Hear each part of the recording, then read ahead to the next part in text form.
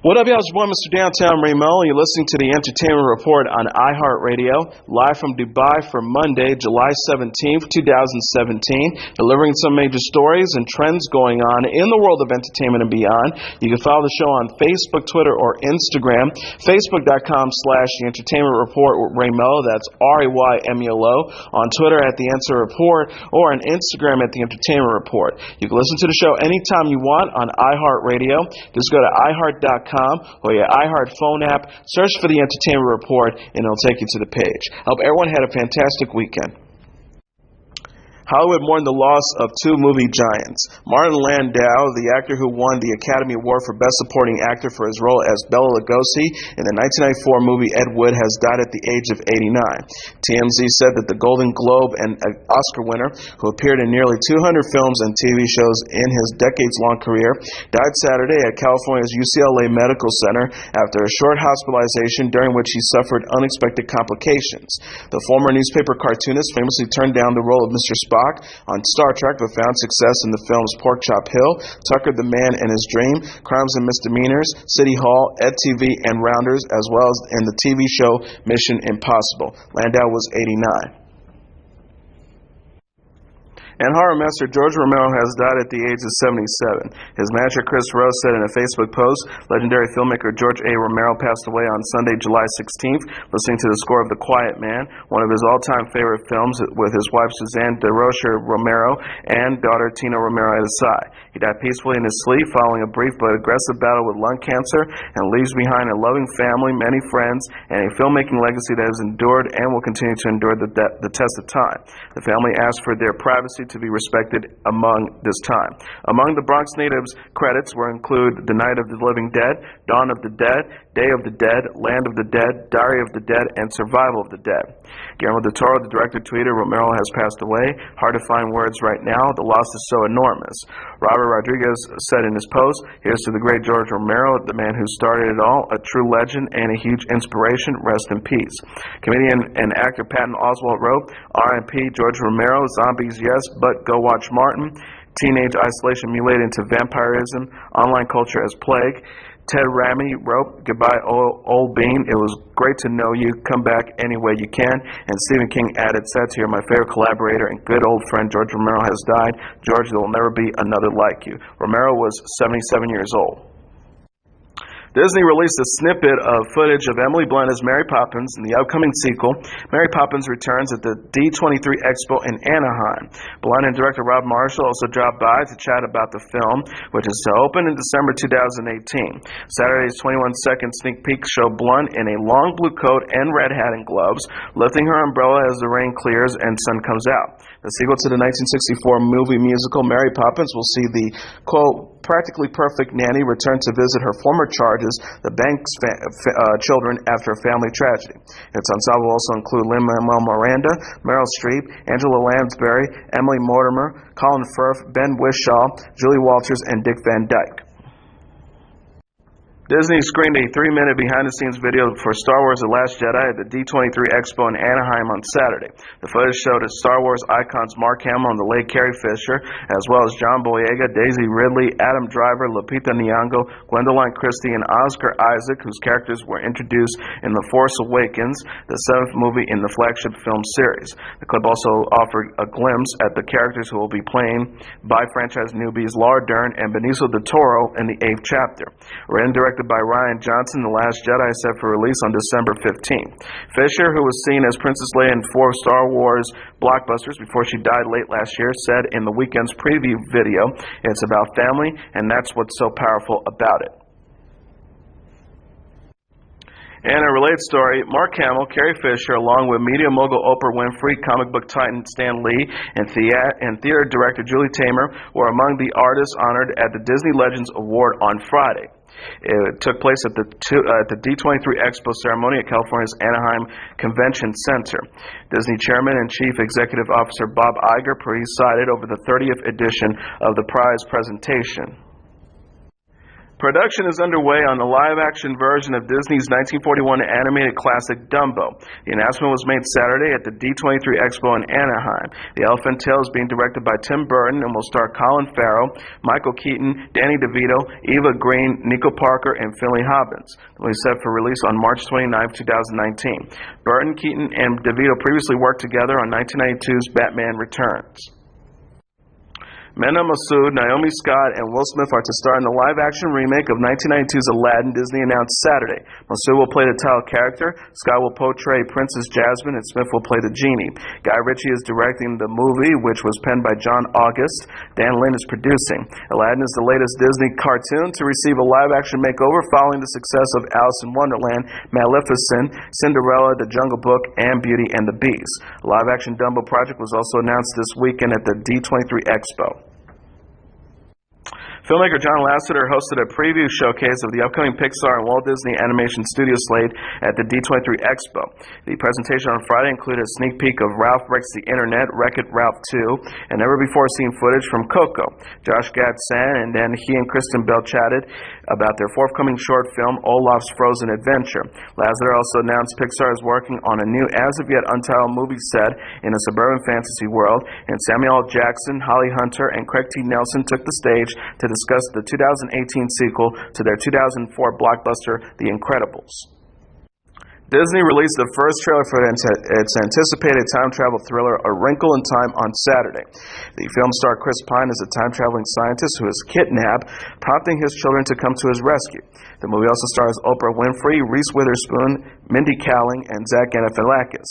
Ava DuVernay was tapped to direct the film. DuVernay previously directed Selma and the documentary 13. The trailer, set to the Eurythmics' hit Sweet Dreams, features Pine alluding to the secrets of time travel. It then cuts to a series of scenes where his children are in pursuit. Jennifer Lee, the writer of Disney's smash hit Frozen, adapted the Wrinkle in Time screenplay from the 1962 young adult novel of the same name by Madeleine L'Engle. The film is set for release in March.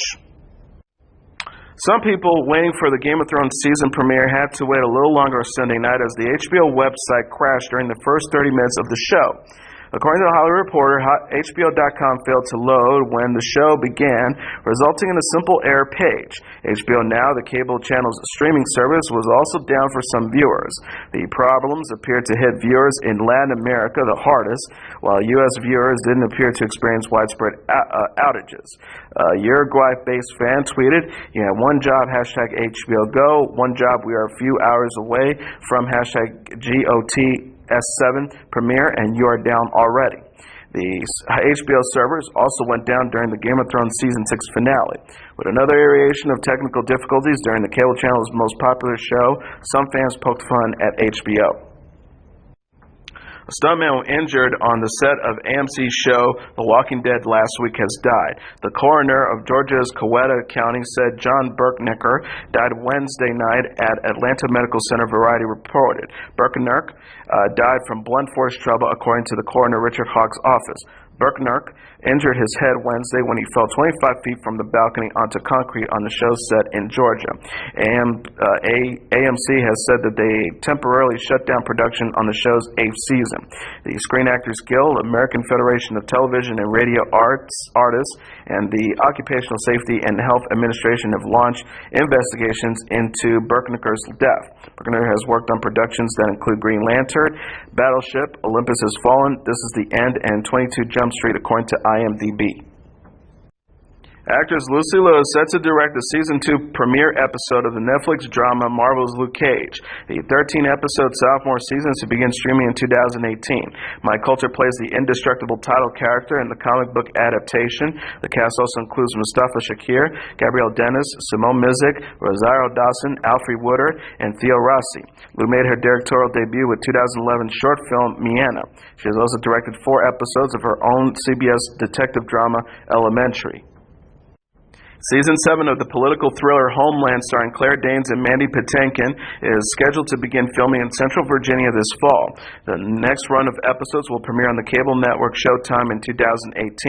Showrunner and executive producer Alex Gansa said in a statement, "We're thrilled to bring the production of Homeland to the great state of Virginia, its cities and neighborhoods and people, which really provide a rich backdrop for our story and in turn aim to provide a small but hopefully significant boost to the local economy." Virginia Governor Terry McAuliffe said, "We are delighted to welcome this outstanding drama to the Commonwealth. The film production industry is a significant economic driver for our Commonwealth. With every new film or television series that comes to Virginia, this thriving industry continues creating jobs, generating tourist activity, and building momentum for even more great new projects. Having hosted shows like Turn, Washington Spies, Mercy Street, and now Homeland, it is clear that Virginia is a premier television production location, and I look forward to the success of this series here in Virginia." Virginia Secretary of Commerce and Trade Todd Haymore remarked, "We're pleased to host the production of Homeland and enthusiastic about what a show of this size will contribute to our local economies. The Commonwealth's fast film production industry is a growing sector of the new Virginia economy, with the total economic impact of almost $660 million, in addition to supporting nearly 4,000 full-time jobs and providing more than $24 million in state and local taxes in 2015. I'm confident Homeland will contribute millions more to our Virginia businesses, big and small, and provide good-paying jobs to our industry workers. The show will also be eligible to receive a Virginia film tax credit and grant, the exact amount of which will be based on the number of Virginia workers hired. Virginia goods and services purchased and deliverables, including Virginia's tourism and productions," a network news release explained. Patinkin was earlier this week nominated for the Emmy Award for Outstanding Supporting Actor in a Drama Series, while Leslie Linka Gatter was recognized with the nod for Outstanding Directing for a Drama Series. The show is also up for Outstanding Sound Editing. Netflix released new details about Season 3 of its drug drama Narcos Thursday. The show is to return with fresh episodes on September 1st. Leading the cast will be Pedro Pascal, Damian Alcazar, Francisco Dennis, Alberto Amanin, Pepe Rapazzotti, Mateus Varela, Michael Stahl David, Mac Whelan, Miguel Angel Silvestri, Carrie Bishi, and Arturo Castro. The 40-second teaser for the show said in a message from the streaming service, "Now that the bloody hunt for Pablo Escobar has ended, the DEA turns its attention to the richest drug trafficking organization in the world, the Cali Cartel. Led by 4 powerful godfathers, this cartel operates much differently than Escobar's, preferring to bribe government officials and keep its violent actions out of the headlines." Broadchurch and Black Mirror actress Jodie Whittaker will play the 13th incarnation of the Doctor on the BBC sci-fi series Doctor Who. The BBC on Sunday released a minute-long video of a cloaked figure walking through a forest towards the Doctor's signature blue telephone box spaceship, the TARDIS. At the last moment, the person taking down its hood to reveal the smiling 35-year-old actress with blonde instead of her usually brown-colored hair. The video was captioned, "Meet the 13th Doctor." Whittaker is replacing Peter Capaldi, who is leaving the show this Christmas after 3 seasons. New head writer and executive producer Chris Chibnall will replace showrunner Stephen Moffat next season, was the one to cast a new Doctor and hired the first woman to play the role. Whittaker said in a statement, "I'm beyond excited to begin this epic journey with Chris and with every Whovian on this planet. It's more than an honor to play the Doctor. It means remembering everyone I used to be while stepping forward to embrace everything the Doctor stands for. Hope. I can't wait." Chibnall added, "After months of lists, conversations, auditions, recalls, and a lot of secret keeping, we welcome Jodie Whittaker as the 13th Doctor. I always knew I wanted the 13th Doctor to be a woman, and we're thrilled to have secured our #1 choice. Our audition for the Doctor simply blew us all away. Jodie is an in-demand, funny, inspiring, super smart force of nature and will bring loads of wit, strength, and warmth to the role. The 13th Doctor is on her way." Capaldi remarked, "Anyone who has seen Jodie Whittaker's work will know that she is a wonderful actress of great individuality and charm. She has above all the huge heart to play this most special part. She is going to be a fantastic Doctor." Executive producer Matt Stevens says, "I'm so thrilled that Jodie Whittaker has said yes to playing the Doctor. I've been a fan for years and always hoped to work with her. She is an actor of a great emotional range and inhabits every role with complete passion and conviction. Just thinking about what she will bring to the Doctor will make me as exciting as a kid at Christmas. It's going to be a lot of fun."